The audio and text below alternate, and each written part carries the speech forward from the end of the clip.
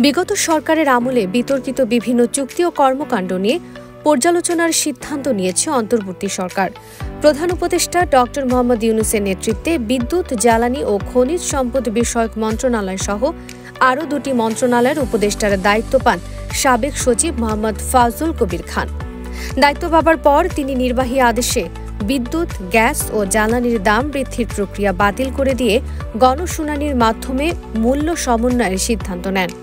নতুন সরকারের উল্লেখযোগ্য সংস্কারের মধ্যে রয়েছে বিদ্যুৎ ও জ্বালানির দ্রুত সরবরাহ বৃদ্ধি আইন ২০১০, পরবর্তীতে সংশোধিত ২০২১-এর অধীনে পরিকল্পনাধীন সব কার্যক্রম বাতিল। এছাড়া ১৪ বছর আগে করা বিদ্যুৎ ও জ্বালানির দ্রুত সরবরাহ বৃদ্ধি, এর আওতায় সম্পন্ন সব চুক্তি পুনর্মূল্যায়ন করারও উদ্যোগ নেওয়া হয়েছে। এই আইনের অধীনে গত ১৪ বছরে ছোট বড় মিলিয়ে কমবেশি ৯১টি বিদ্যুৎ কেন্দ্রের চুক্তি হয়েছে, আর জ্বালানি খাতে কমবেশি ১৫টি চুক্তি হয়েছে। ভারতীয় কোম্পানি আদানি পাওয়ার থেকে বিদ্যুৎ আমদানির চুক্তিও এই আইনের করা হয়েছে। এসব চুক্তিতে কোনো অনিয়ম হয়েছে কিনা সেটা পর্যালোচনা করতে ৫ সদস্যদের একটি জাতীয় কমিটি গঠন করা হয়েছে।